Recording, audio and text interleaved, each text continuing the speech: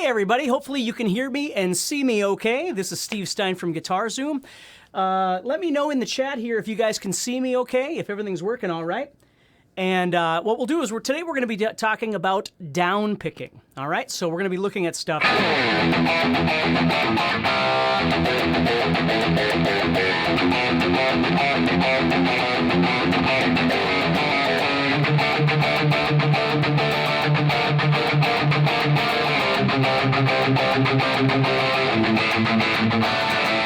Okay, cool.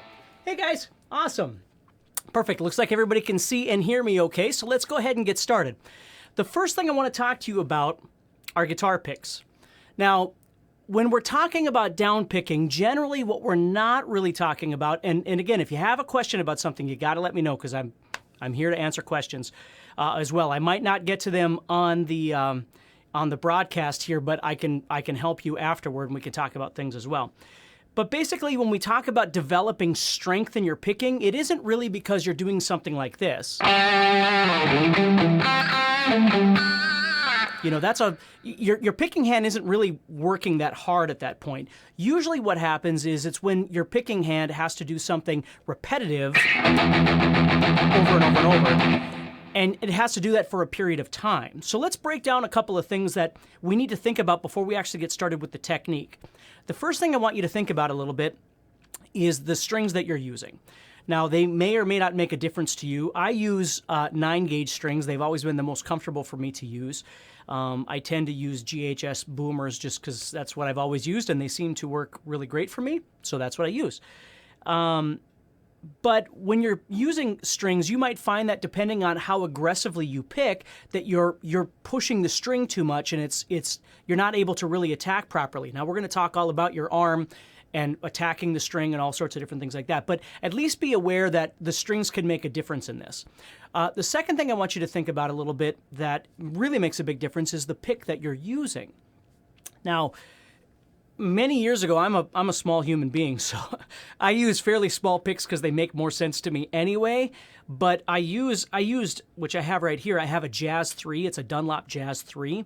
And I used these for 15 years, probably. I don't know, a really long time. And what I really love about them is that they're very small. So what happens is, because they are so small, I grip it right in the center to begin with. Like a lot of times, when people play, you know, now I'm just using this as a hypothetical, but if the guitar pick was this big and then you go to grab it and you always grab it on the top, the problem is that, you know, you wind up trying to play and the pick flies out and hits somebody in the eyeballs or whatever might happen. And really, for me, when I use a guitar pick, I like to grab the pick towards the center, if not towards the tip of the pick. Now, with the Jazz 3, they're small enough to where if I grab it in the center, I'm already towards the tip of the pick anyway. So the less pick I have showing on the bottom, again, hypothetically, the easier it is to do the things that I like to do, where if I'm holding a large pick up towards the top, you know, when I go to play, I'm so far away from the strings the way it is. So I want you to think about two things, really three things with your guitar pick. Number one, how large is the pick that you're using, and do you really need a pick that big? And if you do, that's okay. Again, there's no right and wrong to this stuff. You know, I've tried really large picks. Well, I shouldn't say really large, but standard size picks, and they're fine as long as you grab, for me, as long as I grab it towards the tip of the pick a bit more. The second thing is the weight of the pick, the thickness of that pick. Now, these Jazz 3s tend to be heavier picks, which I very much recommend a heavier pick because if you think of this as being the string, and I go to pick that string, okay, the pick is doing all the work, okay? If the pick was really thin, it tends to bend, and then it causes an issue with me trying to get aggressive when I'm picking that string. Okay? So I like the pick to be fairly thick as well. And then the last thing is the tip, the point. Okay? Some picks, like if you're familiar with the Jazz 3s at all, or excuse me, the Jazz series of picks by Dunlop, the Jazz 1 is round, more rounded at the end, and then the Jazz 2 is a little less, and then the Jazz 3 is more sharp. For me, I like, again, a real sharp point because it's easier for me to get in there and target that, and I'm not getting this swishy sound, which we'll talk about in a second, but when you have a real rounded pick, sometimes when you go to pick, you might be faster because there's less friction, but you're getting more of a swishy sound when you pick. Let me kind of show you what I mean. And again, we're going to talk about all this, but like if I was to pick at a bit of a straight angle here, my goal is to try and create some percussion. Okay, so when you hear me picking,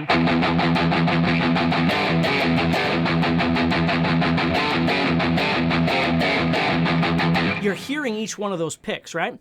Where if I turn the pick too much, just an example, see how everything starts getting real swishy and there isn't a lot of definition?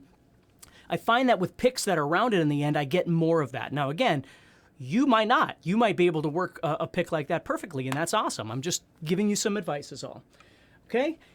So let's now take this pick. Whatever you're using is fine, but just be aware of that. One really great way to change your perspective on guitar playing is to buy yourself new things once in a while. Now, it doesn't have to be a brand new guitar all the time, obviously, but something as small as a guitar pick can make a huge difference in your playing.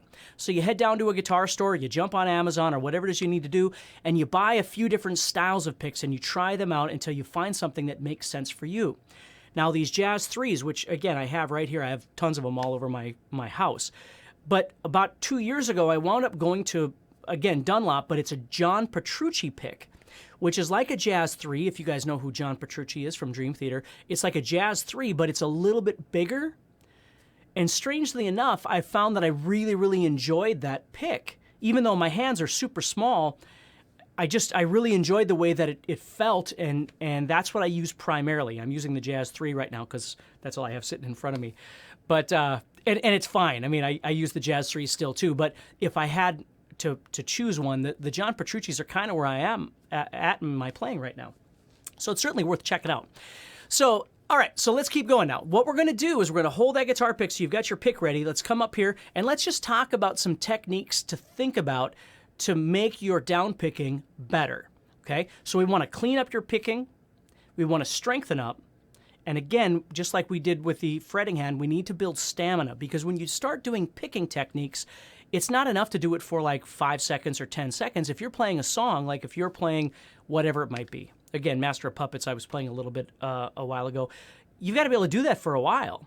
And if you're playing in a band and you play a lot of music like that, you might be doing that for 20 minutes or 30 minutes or an hour. I used to play in a metal band where we would play from 9:30 to 1:30. So you were just devastated by the end of the night because you're so tired. It was a great feeling, but you really got to be in shape for those sorts of things. So when we go to pick, the first thing I want you to think about is as we're picking. Now today we're just talking about down picking, and then in the next section, the next live session, we'll be talking about alternate picking. So when I go to approach this, as I'm sitting down, you'll notice that the neck is a little bit at an angle, right? It's not straight like this, it's up a little bit. That's the way I play. And when I stand up, it might even be a bit more so. So when I go to pick this, what I don't want to do is come across at an angle like this so the pick is sideways, like you're doing a pick slide, right? Because as I pick then, I don't have any percussion. The pick is just slicing through the string, so I want to straighten that out more. I'm not going to tell you that you have to straighten out to, a 90-degree angle or something like that.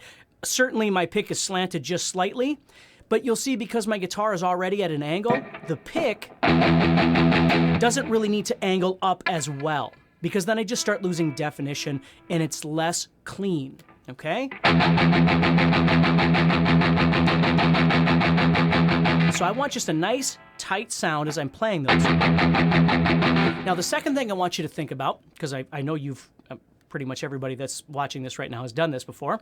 What I want you to think about, though, is I want you to think about the tension points in your arm, in your shoulder, in your neck, whatever they might be, as you're practicing. Because the key to being able to play a lot of down picking or alternate picking or speed picking or whatever it might be that you're doing is to stay relaxed.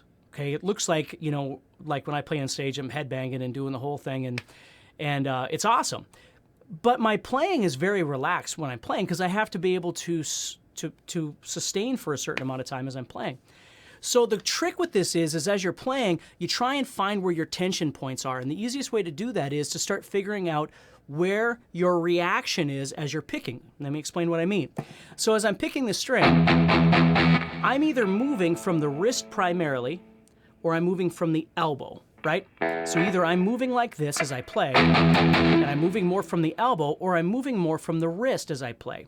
If I'm moving from the wrist, which I do more in something like what I'm showing you right now, either, think about it this way, either you're moving from a karate chop standpoint, or what you're really doing is you're moving kind of like you've got like, you know, water on your hand and you're kind of trying to get it off there, so you're moving more like this versus like you're shaking somebody's hand like this.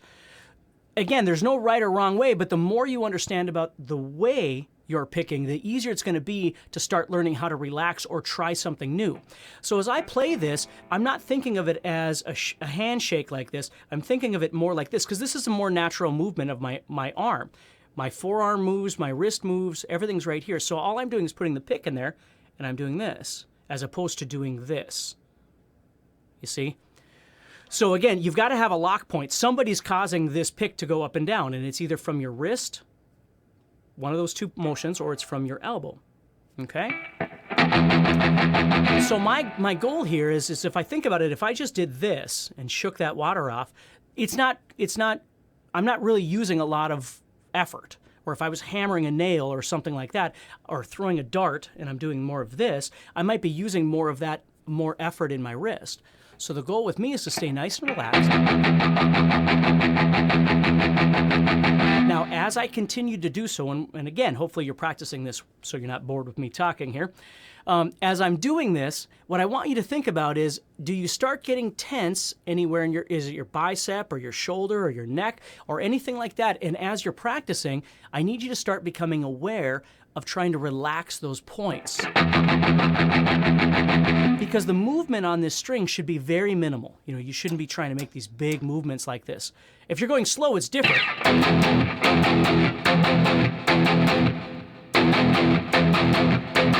You know, if I was doing something like that, like Pantera or something, that's a little bit different. But if I'm going faster, I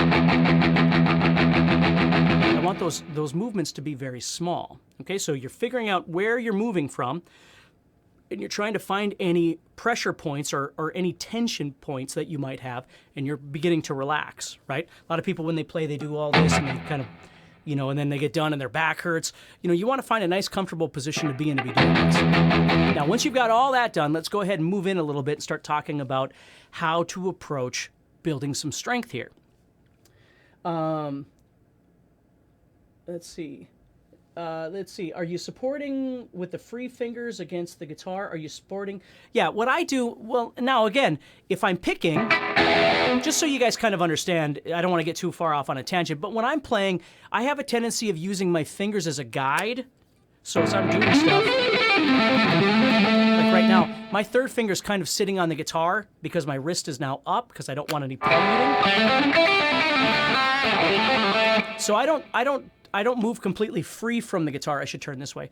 I tend to kind of stabilize somebody as I'm playing. Now, if I'm palm muting, of course, my wrist is going down, and now I'm moving from this angle.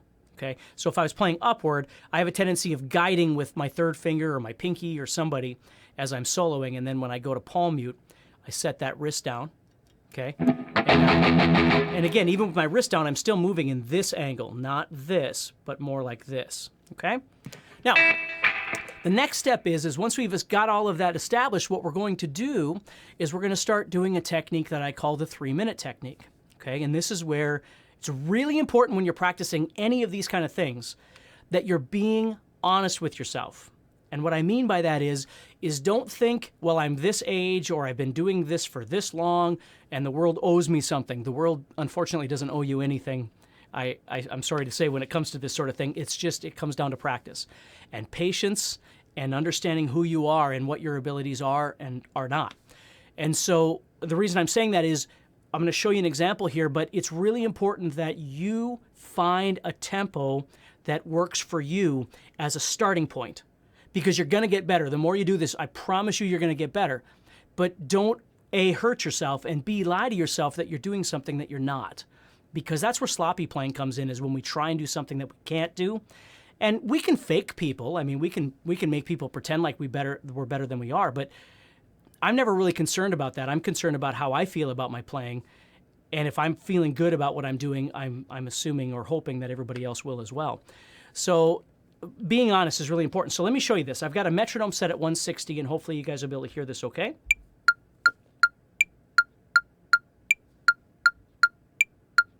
Okay, so what I want to do is I want to choose a speed on my metronome to use. Again, this is set at 160. And what I want to do is create an exercise in which I can do the same downpicking technique for 3 straight minutes.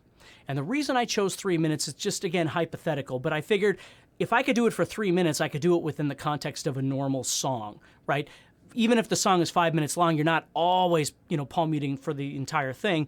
Most of the time. And certainly if you get really good at 3 minutes, you can always move it up too. But the point is this. I take this metronome.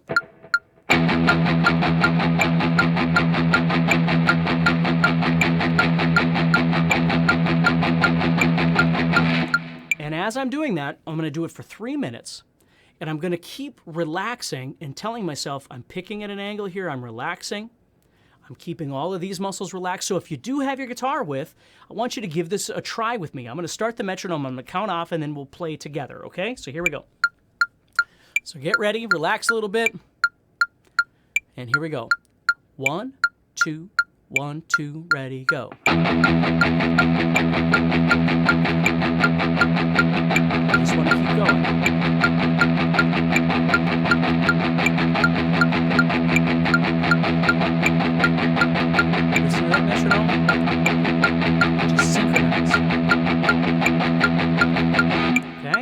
Again, I don't want to bore you with it, but that's what you would do. Now, the question you have to ask yourself is, if you were trying that, and if you're not, it's okay, you can do it later, but if you try that at 160, you only have a couple of options. Either it will work, or it won't work. If it's too fast, you need to slow it down. You might try 140, for instance. And if you listen, I'm doing 2 per click. Okay? Just a starting point. So if you think about it as, okay, I'm going to do 2 per click, you might try 140 or you might try 120. You might be really great at this for the first 30 seconds or the first minute. Usually what happens with students of mine is they'll get about a minute and a half into this thing, and that's when they'll tense up. So that's why I chose 3 minutes, because we don't want to fake ourselves out by doing it for 20 seconds. We want to do it for the long haul. We want to be able to do this for 3 straight minutes. So if you get into a minute and a half or 2 minutes and you start failing, it's too fast for you. And that doesn't mean anything bad. It just means to do this 3-minute exercise at that tempo would be too fast. You need to slow it down. You want to be able to successfully be able to play for 3 straight minutes. And when you're done, you might be fatigued, you might be a little sore, but you were able to do it perfectly for 3 straight minutes. That's being honest with yourself. If you get into it and you're doing, you need to think, okay, well, this just isn't working. It's just too fast, and that sucks, but that's the way it is. I need to slow this down and find the speed that works for me. Once you can really hone into that tempo that's going to work for you, then you can start building.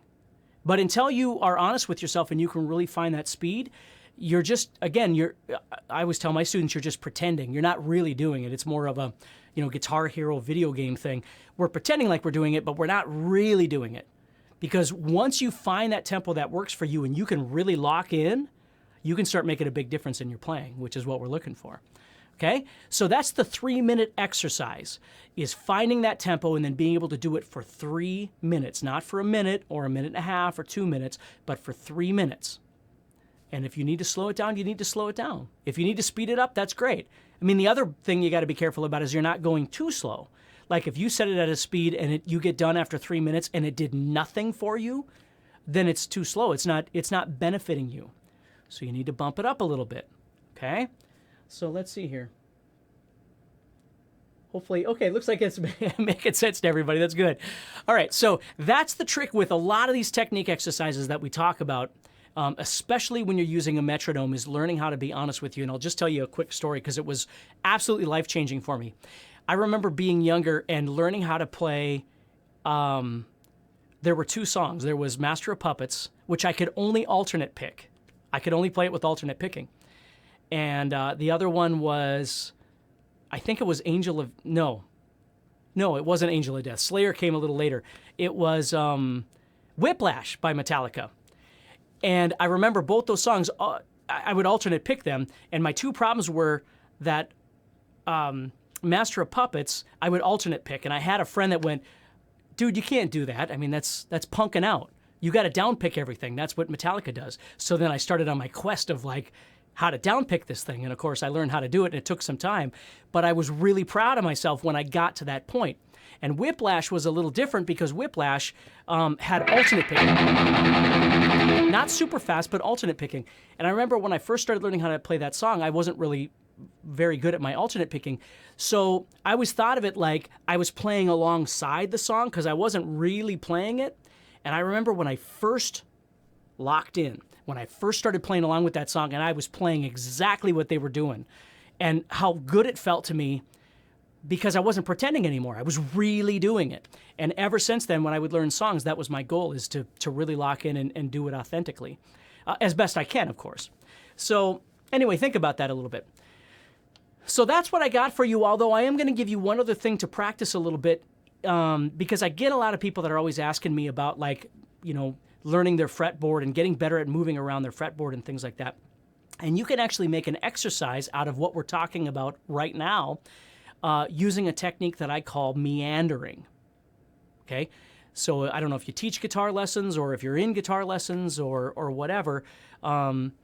This is a great technique to use for yourself and anybody else that you might know.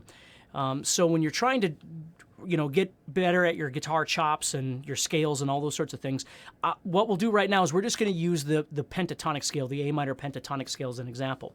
But let's say 160, again, we'll stay with 160 for my example. Let's say 160 has become really comfortable for me for a 3-minute exercise. So I can do this pretty good. So what meandering is you're going to take all the positions of the minor pentatonic at this point. You can use whatever you want, but I'll use A minor pentatonic.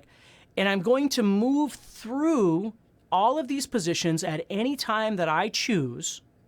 But the goal with meandering is I'm not allowed to stop. So I'm not making music necessarily. I'm not soloing. I'm just creating a technique where my job is to keep moving around, up and down, side to side, whatever it is I want to do, and I'm not allowed to stop. That's how meandering works, okay? You just do it for as long as you can until your brain explodes or your hands just give up and you go, you know, time to go eat a pizza. So it looks like this. You just do...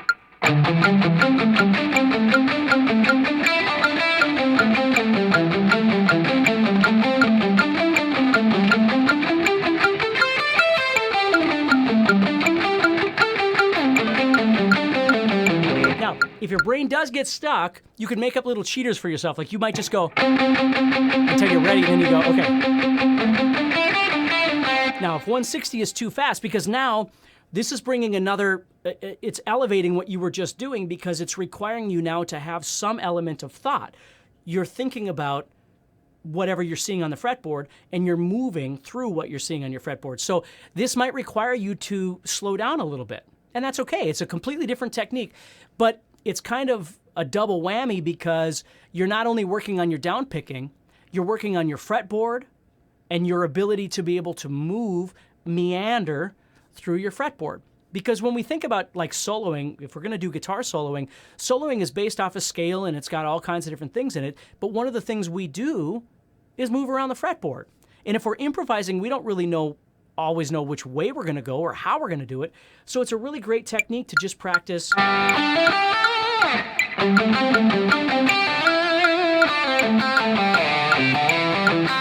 Now, I'm not really meandering right there. I'm just showing you how you could combine the two together to start making something that actually begins to sound more musical, the outcome, because you're training yourself to move around. So when it comes time to actually solo, you've already done all the work. You've already been doing all these different things to move around. So meandering is an incredible technique that I'll probably wind up spending an actual session just talking about meandering at some point. But it's another great thing for you to do right now in practicing your downpicking. So we're going to stop there, and hopefully that helps you a little bit. If you like this, please subscribe to the YouTube channel, and you can get signed up for notifications of when I go live. If you type the word on your phone, if you go to your cell phone and send the word guitar to the number 43506, and I hope that's the right number, if anybody out there knows for sure, you can put it in the chat. But I think it's 43506. If you text the word guitar to that, I'll let you know whenever I'm going live, and that way you can join me. And hopefully sometime soon here, I'll just get on a routine where every week I'll be live at the same time so we can get together and hang out. But you can subscribe. Please share it if it seems like something that you know somebody that might be able to benefit from it. I would sure appreciate that. So the big thing here is stay positive with your playing. Stay positive with yourself. Okay. Otherwise, none of this is any fun. Yes, it's work for sure. I always get into these arguments with people who go, well, guitar playing shouldn't be fun. It's supposed to be. No, it can be all of those things. I guarantee you, you can have a smile on your face and still be practicing your butt off. So practice hard, take care, and I will talk to you soon, okay?